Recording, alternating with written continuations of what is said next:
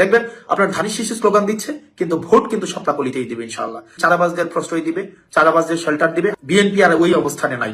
বিএনপির অনেক মানুষ আছে, অনেক অনেক মানুষ আছে আমাকে ব্যক্তিগতভাবে পছন্দ করে, এবং আমি বিশ্বাস করি তারা ধানের শীষের রাজনীতি করলেও ভোটটা তারা শাপলাতে দিবে। একই সাথে সাথে অন্য রাজনৈতিক দলের যারা আছে তারা আমাকে এলাকার ছেলে হিসাবে, রেয়াজউদ্দিনের ছাত্র হিসাবে, আমি উপজেলার সন্তান হিসেবে, রসুলপুরের সন্তান হিসেবে, নদীর ওই পারে সন্তান হিসেবে, নদীর এই পারে আমার থাকা, আমি প্রত্যেকটা ইউনিয়নের সাথে আমার ব্যক্তিগতভাবে যে সম্পর্ক, সেই সম্পর্কের কারণে মানুষ আমাকে গ্রহণ করে নিয়েছে, ইতিমধ্যে গ্রহণ করে নিয়েছে, এবং সেটির বহিঃপ্রকাশ সেটি ঘটবে 12ই ফেব্রুয়ারি। আমি আপনাদের কাছে চাঁদা নিতে কোনোদিন, আমি গত 1.5 বছরে যাই নাই, কোনোদিন যাবো না। গত 1.5 বছরে চাঁদা কারা আপনাদের কাছে নিতে গিয়েছে আপনারা তাদেরকে দেখেছেন, এবং তাদের ভয় পেয়ে গিয়েছে, এবং ইতিমধ্যে আপনারা তাদেরকে বলতে শুনবেন যে আমরা গত 1.5 বছরে চাঁদার কারণে আমাদের ভোট কমে যাচ্ছে, কিন্তু আমরা কারো কাছে 100 টাকার জন্য যাই নাই, কিন্তু আমরা ভোট পাওয়ার জন্য আপনাদের কাছে আমরা ভিক্ষা চাইবো প্রয়োজনে। এবং কারা আমাদের সাথে আছে, সমাজে শিক্ষিত, মার্জিত, ভদ্র, যারা ইতিবাচক পরিবর্তন চায়, বিভিন্ন নানা শ্রেণী পেশার মানুষ রেমিটেন্স যুদ্ধে আমাদের পাশে আছে। অপরদিকে দেখবেন অন্যদিকে কারা আছে, দেখবেন মাটি কাটার সাথে যারা জড়িত, মাটি খুর, যারা চাঁদাবাজ, যারা মামলাবাজ, যারা দীর্ঘ 1.5 দশকের বেশি সময় ধরে যারা সিএনজি স্ট্যান্ড দখল করেছে, যারা অ্যাম্বুলেন্সের টাকা খায়, যারা জমি দখল করে, যাদের মনে ইতিমধ্যেই ভয় ঢুকে গিয়েছে, যারা ঋণ খেলাপি, যারা রাষ্ট্রের অর্থ মেরে দিয়েছে, যারা রাষ্ট্রের অর্থ বছরের পর বছর রাষ্ট্রের অর্থ যারা দিচ্ছে না, ওইসব মানুষ একটা পক্ষে রয়েছে। আপনারা কাকে নির্বাচিত করবেন তার অর্থের উৎস সম্পর্কে আপনার জানা উচিত। আপনার আমার অর্থের উৎস আপনারা জানার জন্য, আমি কোন জায়গা থেকে আমি ইনকাম করি সেটা জানার জন্য আপনারা আপনাদের মোবাইল থেকে আপনারা গুগলে সার্চ করবেন www.acs.com। এসিএস দিয়ে acs.com দিলে আপনি সার্চ করলে আপনি পেয়ে যাবেন, অথবা SOE.com দিয়ে আপনি সার্চ করলে, স্কুল অফ এক্সিলেন্স সার্চ করলে আপনারা পেয়ে যাবেন। আমার ওখানেই এই বছরের যে আয় হয়েছে সেটি আপনারা দেখতে পারবেন। আমি আমার রিটার্ন জমা দিয়েছি, আপনারা সেটিও চাইলে দেখতে পারবেন। এবং আপনারা ইউটিউবে যদি সার্চ করেন, যে আমার ক্লাস লিখে সার্চ করেন, সেখানেও আমার ক্লাস পেয়ে যাবেন, এবং সেখানে কোর্সের অ্যাডভার্টাইজ করা আছে, সেটিও আপনারা পেয়ে যাবেন। সেটি দিবালোকের মতো স্পষ্ট এবং স্বচ্ছ।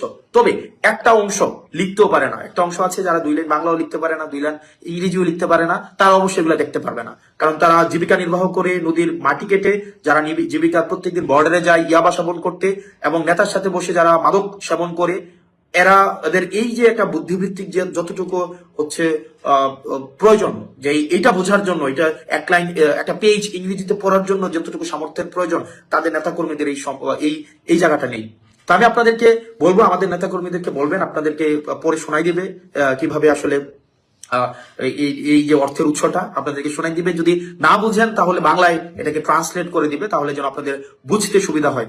এবং এখানে আপনারা যারা আছেন, কাঁচা বাজার দখল করেছেন, যারা নিজের পেশা নাই, নিজের নির্দিষ্ট কোনো পেশা নাই, যাদের পেশাই আরেকজনের জমি দখল করা, যারা তাদেরকে দেবিদ্বারবাসী আবার প্রতিহত করবে, দেবিদ্বারবাসী প্রতিহত করবে। এবং মাথায় রাখুন, আপনার দল আপনাকে প্রতিহত করবে। আপনি যদি মনে করে থাকেন আপনার দল আপনাকে সমর্থন দিবে, বিএনপি আর ওই অবস্থানে নাই, বিএনপি আর ওই জায়গায় নাই যে চাঁদাবাজদের প্রশ্রয় দিবে, চাঁদাবাজদের শেল্টার দিবে। আমি বিশ্বাস করি, আমি আস্থা রাখি, দেখবেন আপনার ধানের শীষে স্লোগান দিচ্ছে, কিন্তু ভোট কিন্তু শাপলাকলিতেই দিবে ইনশাআল্লাহ। তাদেরকে তো দেশের মানুষ 1971 সালেই দেখেছে। কিছু কিছু মানুষ বা কোনো কোনো গোষ্ঠী ইদানিং বলতে শুনেছি, বা বিভিন্ন জায়গায় কেউ কেউ সোশ্যাল মিডিয়ায় বলে যে অমুককে দেখলাম, তমুককে দেখলাম, তমুককে দেখলাম। এবার অমুককে দেখুন। যাদের কথা বলে অমুককে দেখুন, প্রিয় সহকর্মীবৃন্দ, তাদেরকে তো দেশের মানুষ 1971 সালেই দেখেছে। 1971 সালে তারা তাদের নিজেদের স্বার্থ রক্ষার্থে কিভাবে লক্ষ লক্ষ মানুষকে হত্যা করেছে, ঠিক যেভাবে পতিত স্বৈরাচার পালিয়ে যাবার আগে হাজারো হাজারো মানুষকে হত্যা করেছিল ক্ষমতা ধরে রাখার জন্য। এই যাদেরকে কেউ কেউ বলে যে একবার দেখুন না এদেরকে, তাদেরকে দেশের মানুষ 71 সালেই দেখেছে নিজেদের রাজনৈতিক স্বার্থ রক্ষার্থে লক্ষ লক্ষ মানুষকে শুধু হত্যাই করেনি, তাদের সহকর্মীরা কিভাবে মা বোনদের ইজ্জত পর্যন্ত লুট করেছিল। এই কথাটি আমাদেরকে মনে রাখতে হবে। প্রিয় ভাই বোনেরা, এই মুহূর্তে আমরা যদি দেখি, আমরা আগামী 2 মাস পরে একটি নির্বাচন প্রত্যাশা করছি। এই দেশটি গত 16 বছর যেই স্বৈরাচার পালিয়ে গিয়েছে, যেই স্বৈরাচারকে বাংলাদেশের জনগণ বিতাড়িত করেছে আন্দোলনের মাধ্যমে, সেই স্বৈরাচার এই দেশের প্রত্যেকটি ক্ষেত্রকে কিভাবে ধ্বংস করে দিয়ে গিয়েছে, এটি আমরা জীবনের পরতে পরতে অনুভব করতে পারি। কিভাবে দেশের অর্থনৈতিক ব্যবস্থা ভেঙে দিয়ে গিয়েছে, কিভাবে দেশের আইন শৃঙ্খলা ভেঙে দিয়ে গিয়েছে, কিভাবে দেশের শিক্ষা ব্যবস্থাকে ধ্বংস করে দিয়ে গিয়েছে, কিভাবে দেশের স্বাস্থ্য ব্যবস্থাকে ধ্বংস করে দিয়ে গেছে, কিভাবে দেশের প্রাকৃতিক অবস্থাগুলোকে, নদী নালা খাল বিল বন জঙ্গলকে ধ্বংস করে দিয়ে গিয়েছে, কিভাবে দেশের কৃষি, যেটাই বলি না কেন সব কিছুকে যেভাবে ধ্বংস করে দিয়ে গিয়েছে, এর ভুক্তভোগী কিন্তু এই দেশের মানুষ। এখন একটি রাজনৈতিক দল হিসাবে এবং এই মুহূর্ত পর্যন্ত আত্মবিশ্বাসের সঙ্গে আমরা বলতে পারি বাংলাদেশের জনপ্রিয় রাজনৈতিক দল হিসাবে বিএনপির দায়িত্ব হচ্ছে দেশকে সঠিকভাবে পরিচালনা করা। দেশের মানুষ যখন বিএনপিকে দেশের দায়িত্ব পরিচালনার দায়িত্ব দেবে, প্রিয় ভাই বোনেরা, যেদিন স্বৈরাচার পালিয়ে যায় আমাকে মহাসচিব সাহেব তখন ফোন করলেন, ফোন করে বললেন যে জাতীয় সরকার গঠিত করলে ভালো হয় কিনা, অথবা আমরা জাতীয় সরকারে যাব কিনা। তখন বিভিন্ন রকম একটা হেফাজত কন্ডিশন। আমি তখন বলেছিলাম যে আমরা জনগণের রায় মাথা পেতে নেব, আমরা জনগণের কাছে যাব, আমরা জনগণ যে সিদ্ধান্ত দিবে তাই আমরা মাথা পেতে নেব। কাজেই আমি সেই মুহূর্তে মনে করেছিলাম যে জাতীয় সরকারে আমরা যাব না, আমাদের লক্ষ্য আমাদের উদ্দেশ্য সব কিছু নিয়ে আমরা জনগণের সামনে দাঁড়াবো। আমরা স্লোগানে বলি যে জনগণই আমাদের সকল ক্ষমতার, রাজনৈতিক ক্ষমতার উৎস। কাজে জনগণই যদি আমাদের রাজনৈতিক ক্ষমতার উৎস হয়ে থাকে, তাহলে কেন আমরা জনগণের সামনে গিয়ে দাঁড়াবো না? আমাদের লক্ষ্য বলবো দেশকে নিয়ে, জনগণকে নিয়ে, আমাদের উদ্দেশ্য বলবো দেশকে নিয়ে, জনগণকে নিয়ে, এবং জনগণ যে সিদ্ধান্ত দেবে আমরা মাথা পেতে সেই সিদ্ধান্ত নিব। প্রিয় ভাই বোনেরা, তোমাদের নিশ্চয়ই মনে আছে আজকে থেকে প্রায় 3 বছর আগে বাংলাদেশে তখনও স্বৈরাচার বিপুল দাপটে এই দেশকে, দেশের মানুষের বাক স্বাধীনতার গলা টিপে রেখেছে, দেশের মানুষের রাজনৈতিক অধিকারের গলা টিপে রেখেছে। কিন্তু সেই রক্তচক্ষুকে উপেক্ষা করে আমরা দেশের মানুষের সামনে সংস্কার প্রস্তাব দিয়েছিলাম, যেটি 31 দফা হিসাবে পরিচিত সকলের কাছে, তাই নয়? মনে আছে নিশ্চয়ই তোমাদের। এই 31 দফার মধ্যে তোমরা এই 31 দফা মানুষের কাছে নিয়ে গিয়েছ।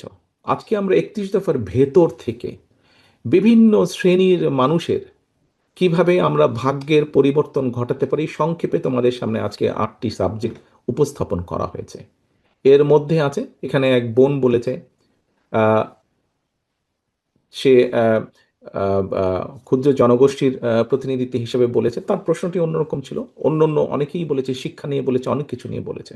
দেখো, বাংলাদেশ যখন 1971 সালে স্বাধীন হয়, সেই স্বাধীনতা যুদ্ধে লক্ষ লক্ষ মানুষ যুদ্ধ করেছে, লক্ষ লক্ষ মানুষ প্রাণ দিয়েছে যুদ্ধে। অর্থাৎ দেশটি স্বাধীন করার জন্য কিন্তু লক্ষ লক্ষ মানুষকে এক কাতারে এসে দাঁড়াতে হয়েছে। আজকে আমরা দেশ গড়ার পরিকল্পনা, এই কাজটি যদি আমাদেরকে সফল করতে হয়, সারাদিন যে সকল বিষয় নিয়ে তোমরা আলোচনা করলে, এই কাজগুলোকে নিয়ে যদি আমাদের সফল করতে হয়, অর্থাৎ দেশকে যদি সামনে নিয়ে যেতে হয়, মানুষকে যদি তার অবস্থান পরিবর্তন করে ভালো অবস্থানে নিতে হয়, তাহলে আমাদের সকলকে কাঁধে কাঁধ মিলিয়ে কাজ করতে হবে। আমি গত 5ই আগস্টের পর থেকে আমি গত প্রায় 1 বছরের বেশি সময় ধরে বলে আসছি যে আমাদের সামনের সময়গুলো কিন্তু খুব ভালো নয়। সামনে অনেক কঠিন সময়ে অপেক্ষা করছে আমাদের জন্য। বিভিন্নভাবে বিভিন্ন রকম ষড়যন্ত্র বিভিন্ন জায়গায় হচ্ছে। এই ষড়যন্ত্র রুখে দিতে পারে এই দেশের জনগণ, এবং এই ষড়যন্ত্র জনগণকে নিয়ে সাথে রুখে দিতে পারে বিএনপি, বাংলাদেশ জাতীয়তাবাদী দল। এই ষড়যন্ত্র এই ষড়যন্ত্র রুখে দেবার একমাত্র উপায় হচ্ছে গণতন্ত্র, গণতন্ত্র এবং গণতন্ত্র। আমরা যদি গণতন্ত্রকে প্রতিষ্ঠিত করতে পারি, যে কোনো মূল্যে জনগণের মতামতকে প্রতিষ্ঠিত করতে পারি, তাহলে অবশ্যই অনেক ষড়যন্ত্রকে আমরা রুখে দিতে পারবো। কিন্তু ষড়যন্ত্রকে রুখে দিতে পারলেও তারপরেও কিন্তু সামনে অনেক কঠিন সময়। একটু আগেই আমি বলেছি, এবং তোমরা নিজেরাও জানো, তোমরা আজকে ছাত্র দলের প্রতিনিধি হিসাবে এখানে প্রত্যেকে উপস্থিত আছো, ছাত্র হিসাবে তোমাদের নিজেদের ধারণা আছে, প্রত্যেকটি ক্ষেত্রে একটি অরাজকতা বিরাজ করছে। কাজে আমরা এখানে আজকে অর্থনীতি নিয়ে আলাপ করেছি, আমরা এখানে তরুণ যে সমাজ, কয়েকজন তোমরা প্রশ্ন করেছো, তরুণ যে সমাজ তাদের সামনে সবচেয়ে বড় যেই সমস্যাটি তাদের কর্মসংস্থানের বিষয়, এই কর্মসংস্থানের বিষয় নিয়ে আমরা আজকে এখানে আলাপ করেছি। আমরা দেশের মানুষের স্বাস্থ্য নিয়ে এখানে আলোচনা করেছি। আমরা এখানে দেশের যে অর্ধেক সমাজ নারী সমাজ, এই নারী সমাজকে কিভাবে এম্পাওয়ার করা যায় এবং তাদের কন্ট্রিবিউশনকে সমাজের মধ্যে নিয়ে আসা যায় এবং যেটার শুভ ফল দেশের অর্থনীতি, দেশের সমাজ ব্যবস্থা, পরিবার, স্বাস্থ্য সবকিছুর উপরে সে অবস্থা, শুভ অবস্থাটা পড়বে, কিভাবে সেটা করা যায় তা নিয়ে আমরা আলোচনা করেছি। দেশের পরিবেশ নিয়ে আমরা আলোচনা করেছি, দেশের শিক্ষা ব্যবস্থা নিয়ে আমরা আলোচনা করেছি, কিভাবে শিক্ষা ব্যবস্থাকে আমরা গড়ে তুলতে পারি, কিভাবে শিক্ষকদেরকে আমরা গড়ে তুলতে পারি সুন্দরভাবে, কারণ শিক্ষকদেরকে যদি আমরা গড়ে তুলতে পারি তাহলে ভবিষ্যৎ শিক্ষা ব্যবস্থাকেও সুন্দরভাবে গড়ে তুলতে পারবো। কিন্তু এই কাজগুলো করা কিন্তু কঠিন কাজ, নট ইম্পসিবল, কিন্তু অনেক কঠিন কাজ।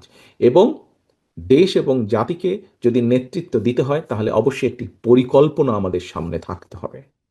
প্রিয় ভাই বোনেরা, তোমরা আজকে যখন এই হলে এসে বসেছো, তোমাদের আলোচনা শুরু হয়েছে, তোমরা যে আলোচনা শুরু হবার সময় তোমাদেরকে প্রত্যেকে একটা করে ফোল্ডার দেওয়া হয়েছে এবং কিছুক্ষণ পরে, খুব সম্ভবত লাঞ্চের পরে, তোমাদের সকলকে আলাদা আবার হাতে হাতে একটা লিফলেট দেওয়া হয়েছে না তোমাদের? সেই লিফলেটের মধ্যে কি আছে? সেই লিফলেটের মধ্যে কি আছে আমি বলছি। আলাদা একটি লিফলেট তোমাদেরকে দেওয়া হয়েছে। এখানে সোহেল, আজকে যে অনুষ্ঠান পরিচালনা করছে আমাদের জয়েন্ট সেক্রেটারি সোহেল, তার বক্তব্যে সোহেল কিন্তু একটি গুরুত্বপূর্ণ কথা বলেছে। আমি ব্যক্তিগতভাবে বিশ্বাস করি একটি বিষয়, আমরা যতগুলো পরিকল্পনা নিয়েছি, এই পরিকল্পনাগুলোকে সফল করতে হলে যেরকম আমাদের যোগ্য ব্যক্তিদেরকে বিভিন্ন জায়গায় দায়িত্ব দিতে হবে, কিন্তু তার থেকেও দুইটি বড় ইম্পর্টেন্ট বিষয় আছে, যেই দুইটি বিষয়কে যে কোনো মূল্যে আমাদেরকে অ্যাড্রেস করতে হবে। এবং এই দুইটি বিষয়কে যদি আমরা অ্যাড্রেস করতে না পারি, আমাদের পুরো জাতি এবং দেশ সংকটের মধ্যে পড়বে। কি দুটি বিষয়? এক, দুর্নীতি, যে কোনো মূল্যে এই দুর্নীতির লাগাম টেনে ধরতে হবে। দুই, আইন শৃঙ্খলা পরিস্থিতি, যে কোনো মূল্যে আইন শৃঙ্খলা পরিস্থিতির লাগাম টেনে ধরতে হবে। যদি আমরা দুর্নীতি এবং আইন শৃঙ্খলা যদি আমরা দুর্নীতি এবং আইন শৃঙ্খলার লাগাম টেনে ধরতে না পারি, তাহলে আমরা যে পরিকল্পনাগুলি গ্রহণ করেছি মানুষের স্বাস্থ্য নিয়ে, দেশের ভবিষ্যৎ সন্তানদের শিক্ষা ব্যবস্থা নিয়ে, নারী সমাজকে এম্পাওয়ার করার জন্য, দেশের কৃষি ব্যবস্থা, প্রত্যেকটি পরিকল্পনা আমাদের বাধাগ্রস্ত হবে, স্লো হয়ে যাবে আমাদের।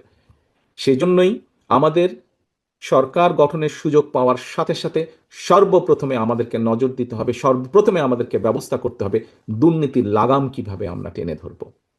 প্রিয় ভাই বোনেরা, তোমাদের হাতে যে লিফলেটটা দেওয়া হয়েছে, এই লিফলেটের মধ্যে একদম তথ্য দিয়ে উপস্থাপন করা হয়েছে যে বিএনপি 2001 সাল থেকে 2006 সাল পর্যন্ত যখন দেশ পরিচালনার দায়িত্বে ছিল, তার আগে এই যেই স্বৈরাচারকে বিদায় করা হয়েছিল, সেই স্বৈরাচার যখন দেশ ক্ষমতায় ছিল, সেই সময় কিভাবে তারা দুর্নীতিতে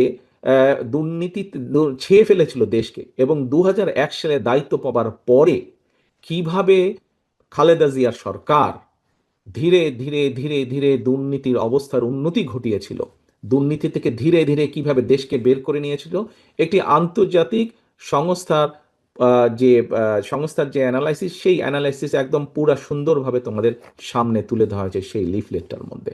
কাজেই আমরা দৃঢ়ভাবে, অত্যন্ত আত্মবিশ্বাসের সঙ্গে বলতে পারি, এই বাংলাদেশে যদি দুর্নীতির লাগাম টেনে ধরতে পারে, তাহলে একমাত্র বাংলাদেশ জাতীয়তাবাদী দলই পক্ষেই সেটা সম্ভব। সেইটি করা সম্ভব একমাত্র, কারণ আমরা অতীতে করেছি, আমরা ইনশাল্লাহ ভবিষ্যতে দেশের মানুষ ভবিষ্যতে ইনশাল্লাহ আমরা সেই কাজটি করিয়ে দেখাতে পারবো। প্রিয় সহকর্মীবৃন্দ, কেউ কেউ বলে থাকে স্বৈরাচার যেভাবে বিএনপি সম্পর্কে, এই যে স্বৈরাচার, পলাতক যে স্বৈরাচার, তারা বিএনপির সম্পর্কে যেসব মিথ্যা প্রপাগান্ডা ছড়াতো, আমরা ইদানিং লক্ষ্য করছি কিছু কিছু ব্যক্তি বা দল ঠিক একই সুরে গান গাইছে বা একই সুরে কতগুলো কথা বলার চেষ্টা করছে। এখন প্রশ্ন হচ্ছে, তাদেরও তো দুইজন ব্যক্তি আমাদের সাথে সেই সময় সরকারে ছিল। এই দুজন ব্যক্তি পৃথিবীতে আর নেই। দুজনই সিনিয়র মানুষ, দুজনেই সিনিয়র রাজনীতিবিদ ছিলেন। তারা তারা গত হয়েছেন। কাজেই যে মানুষ নেই তাদের সম্পর্কে অবশ্যই খারাপ কথা বলা উচিত নয়। তাদের প্রতি পরিপূর্ণ সম্মান রেখেই বলতে চাই, সেই দুইজন ব্যক্তির বিএনপি সরকারে শেষ দিন পর্যন্ত থাকা প্রমাণ করে দেয় দুটো জিনিস প্রমাণ করে যৌক্তিকভাবে। এক, তারা অবশ্যই পূর্ণ কনফিডেন্স ছিল খালেদা জিয়ার উপরে যে খালেদা জিয়া দুর্নীতির বিরুদ্ধে যুদ্ধ করছে, সেজন্যই তারা শেষ দিন পর্যন্ত ছিল। সেজন্যই তারা শেষ দিন পর্যন্ত ছিল। এখন তাদের দলের অন্য যে যত বড় বড় কথা বলি কি না কেন, খালেদা জিয়া শেষ দিন পর্যন্ত দুর্নীতির বিরুদ্ধে যুদ্ধ করেছে এবং দুর্নীতির অবস্থার পরিবর্তন ঘটেছে, এই আত্মবিশ্বাস তাদের মধ্যে ছিল। তারা দেখেছিল সেই সরকারকে, কারণ তো সরকারের ভেতরেই ছিল। সেজন্যই তারা শেষ দিন পর্যন্ত এই বিএনপি সরকারের সাথে তারা ছিল। আমরা এইভাবেই ধরে নেব, আমরা অন্য কিছু বলতে চাই না। কেউ কেউ বলে থাকে যে তাদেরই কেউ কেউ বলে থাকে যে তাদের বিরুদ্ধে কোনো কিছু অভিযোগ পাওয়া যায় না। আজকে যখন নিরপেক্ষ কোর্ট বসেছে, স্বৈরাচারের সময় আমরা দেখেছি কিভাবে আদালতকে ইনফ্লুয়েন্স করা হতো, কিন্তু স্বৈরাচার পালিয়ে যাওয়ার পরে মোটামুটি আমরা বলতে পারি যে আদালত এখন নিরপেক্ষতা আমরা আশা করি। সেই নিরপেক্ষ আদালত থেকে আমরা দেখেছি কারো বিরুদ্ধেই কোনো জিনিস প্রমাণিত হয়নি, এটি ছিল প্রোপাগান্ডা।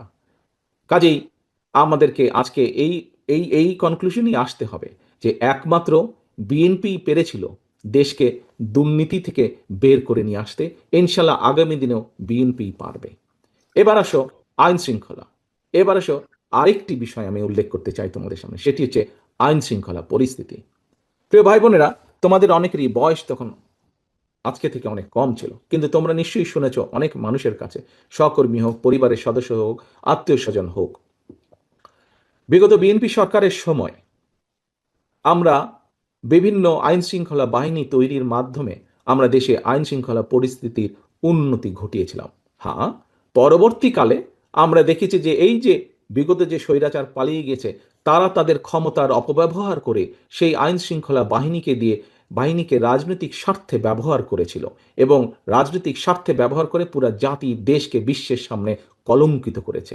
সেই আইন শৃঙ্খলা বাহিনীকেও তারা কলঙ্কিত করেছে, সেটি হচ্ছে তারা অপব্যবহার করেছিল। কিন্তু বিএনপি দেশের স্বার্থে কোনো কিছু বিবেচনা, রাজনৈতিক প্রিফারেন্স না দিয়ে বরঞ্চ কিভাবে মানুষের শান্তি শৃঙ্খলা প্রতিষ্ঠিত করা যায়, কিভাবে দেশের আইন শৃঙ্খলা প্রতিষ্ঠিত করা যায়, তার প্রতি মনোযোগী ছিল। সেটাই ছিল বিএনপির কাছে প্রায়োরিটি। কাজেই তোমাদের নিশ্চয়ই তোমাদের ধারণা আছে, মনে আছে যে মোটামুটিভাবে সেই সময় 2003, 4, 5, 6 দিকে মোটামুটিভাবে ধীরে ধীরে আইন শৃঙ্খলা পরিস্থিতি ধীরে ধীরে উন্নতি হতে থাকে।